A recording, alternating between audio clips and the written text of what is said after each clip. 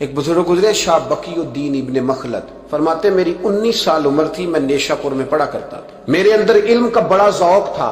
ایک استاذ کے پاس جب میں پڑھنے گیا تو میرے استاد مجھے فرمانے لگے کہ بیٹے تیرا ظرف بڑا ہے اور میرا علم چھوٹا ہے، تو کسی بڑے عالم کے پاس جا۔ میں نے استاد سے کہا کہاں جاؤں؟ تو کہنے لگے اگر ہو سکے نا تو بغداد شریف چلا جا، امام احمد بن حنبل کی بارگاہ میں حاضری دے۔ وہ حدیث کے حافظ ہیں، آج بھی آپ ان کی مسند امام احمد دیکھیں، جو حدیث کا طالب علم ہوتا ہے اسے مزہ آ جاتا ہے پڑھنے پر۔ کیا بات ہے امام احمد بن حنبل کی، اور انہیں اللہ نے اعزاز دیا کہ آج بھی مکے اور مدینے میں امام احمد بن حنبل کے مذہب پر فتویٰ دیا جاتا ہے، وہاں کے لوگ حنبلی کہلاتے، اتنی اللہ نے انہیں شان عطا فرمائی۔ کہتے ہیں میں نیشا پور سے نکلا جب تو بحری رستے کے لیے میں آنے لگا یہاں، جب جہاز میں بیٹھا نا تو رستے میں طوفان آ گیا، طوفان اس تیزی کے ساتھ آیا اور اتنے دن جاری رہا کہ ہمارے جہاز کی سمت ہی بدل گئی، ڈائریکشن ہی بدل گئی، گویا جانا ادھر تھا تو جہاز کا منہ ادھر ہو گیا۔ فرماتے جا کے کسی کنارے ہم اترے، یہ دیکھیں جو لوگ طالب علم جاتے تھے، فرماتے وہاں جا کے اترے،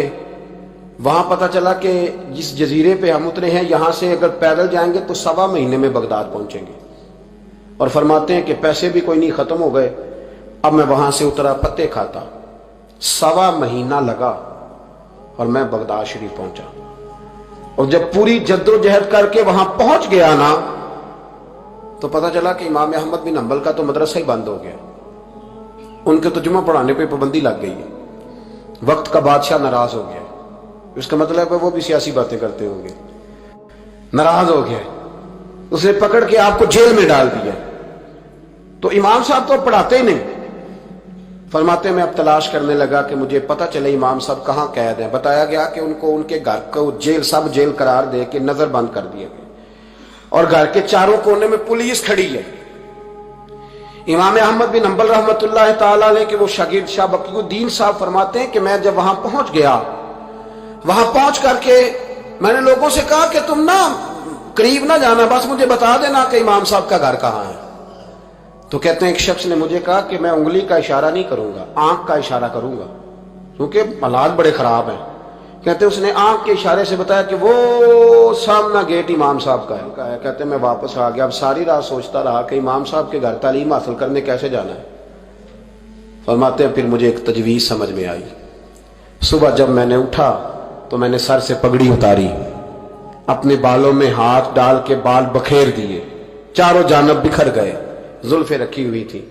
فرماتے ہیں پھر میں نے اپنی قمیض کو تھوڑا سا ایک جگہ سے پھاڑا، تھوڑا سا دوسری جگہ سے پھاڑا، ٹخنوں کے قریب کر کے کہتے ہیں میں نے جا کے تھوڑی سی تہمت کو بھی پھاڑا، ہاتھ کے اندر میں نے کاسا پکڑا جیسے فقیر مانگنے والے پکڑتے ہیں۔ اب تو فقیر کہتا نا اللہ بھلا کرے، اللہ بھلا کرے، تو اس زمانے میں کہتے تھے اجرکم علی اللہ، اجرکم علی اللہ، تمہیں اللہ اجر دے، تمہیں اللہ۔ کہتے ہیں یہ وظیفہ میں نے اچھی طرح پکایا، نظریں میں نے جھکا لی، پھٹے پرانے کپڑے پہن کے نا تو بغداد کی گلیوں میں، بغداد کی گلیوں میں تیری تلاش میں پھرا میں جنگل، پہاڑ اور دشت میں۔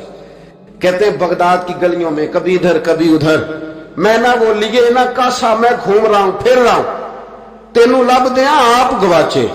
کہتے ہیں میں ڈھونڈتا پھر رہا ہوں مجنو بن کے وچ بازاراں، کدی ککھاں وانگ رلائے، کدی کہایا کنبا سارا، سر نیزے اتے چڑھائے، آزم یار مناؤن دی خاطر اساں کی پیس بٹائے۔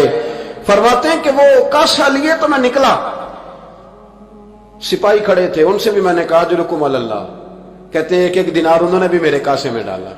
پھر امام احمد بن حنبل کا دروازہ آیا تو میں نے دروازے پہ کھڑے ہو کہا اجرکم علی اللہ، اجرکم علی اللہ، اجرکم علی اللہ۔ کہتے میرا جوش ہی بدل گیا۔ امام صاحب نے جھٹ سے دروازہ کھولا، خوبصورت امامہ اور خوبصورت چہرہ، کہتے ہیں ان کا چہرہ دیکھا تو میرے آنسو ہی بہہ گئے، اور امام صاحب نے جب ایک دینار میرے پیالے میں ڈالا تو میں رو پڑا۔ میں نے کہا بغداد کے بادشاہ، او میرے محبوب کے علم کے وارث، میں بھیک مانگنے نہیں آیا، میں تو رسول اللہ کی حدیث سننے آیا ہوں، مجھے نہ آپ نے خیرات نہیں دینی، بس مجھے ایک حدیث میرے نبی پاک روز پڑھا دیا کریں، ایک حدیث، ایک حدیث۔ یہاں تو ہر جمعہ پڑھائی جاتی ہے نا، وقت نہیں ہوتا، لوگ دیر سے آتے۔ کہا ایک حدیث آپ نے پڑھانی ہے۔ شاہ بقی الدین صاحب کہتے ہیں امام صاحب نے میرا چہرہ دیکھا تو خوشی سے کھل اٹھے، فرمانے لگے تو کیسے آئے گا؟ کہ حضور بھکاری بن کے۔ میں خیرات مانگنے آؤں گا، یہ بھی تو خیرات ہی ہے نا، مصطفیٰ کریم کے نام کی خیرات مانگنا۔ حضور آپ نے ایک حدیث پڑھانی ہے، سنیں۔ شاہ بقی الدین کہتے ہیں میں پورا سال بھکاری بن کے جاتا رہا، یہ جذبہ، یہ شوق، پورا سال بھیک مانگنے کی غرض۔ یہاں تو ہمیں اپنے علماء میں کمزوریاں نظر آنے لگ جاتا ہے، سب ٹھیک ہے جی، وہ ایک بات نہیں ٹھیک، لہذا چھٹی، میں اب خود بہت بڑا محدث ہوں، مجھے کیا ضرورت، یہ کمزوری ہے۔ اس لیے اخلاقی رویے لوگوں کے مضبوط نہیں رہتے، اس لیے دنیا داری کی ساری باتیں آتی ہیں پر دین نہیں آتا، کیونکہ ہمارا وہ شوق نہیں، وہ انداز نہیں۔ ہم کون بھکاری بننے کو تیار ہے؟ جب لوگ کاسا پکڑتے تھے تو پھر رسول اللہ کے دین کی خیرات بھی اس میں آیا کرتی تھی۔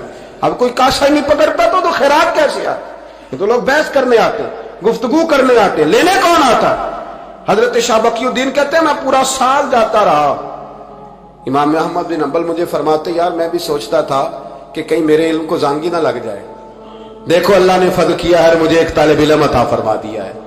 فرماتے ہیں پورا سال میں جب ان کے دروازے پہ جاتا تو ایک دھیلا بھی ڈال دیتے اور مصطفیٰ کی ایک حدیث بھی سنا دیتے، اور فرماتے ہیں دنیا ساری پڑھتی ہے پر ہمارے پڑھنے کا استاد انداز یہ تھا کہ استاد پہلے امامہ باندھتے، جبہ پہنتے، اور اس قید میں نظر بندی کے عالم میں جب وہ نبی پاک کی حدیثیں سناتے تو ان کی آنکھیں آنسوؤں سے بھر جاتی، وہ روتے ہوئے تڑپتے ہوئے حدیث سنا، اور میں بھی اسی درد سے وہ بات وصول کرتا۔ فرماتے ہیں سال گزر گیا، حکمران مر گیا، فوت ہو گیا، نیا بادشاہ آیا، اس نے خود امام احمد بن حنبل کو بڑا مدرسہ بنا کے دیا، اس نے بڑی جامع مسجد میں امام صاحب کے خطبہ جمعہ کا بندوبست کیا۔ فرماتے ہیں ہزاروں طالب علم کئی ملکوں سے امام صاحب کے دروازے پر آ کے بیٹھنے لگے۔ فرماتے ہیں جب میں بھی پہنچا نا تو امام فرمانے لگے تو ذرا آگے آ جا۔ کہتے میں آگے آیا تو فرمانے لگے بھی علم تمہیں بھی دیتا ہوں، تمہیں بھی پڑھاؤں گا، مرتے دم تک پڑھاؤں گا، پر جو میرے اندر فیض کی خیرات تھی نا وہ ساری اس نے حاصل کر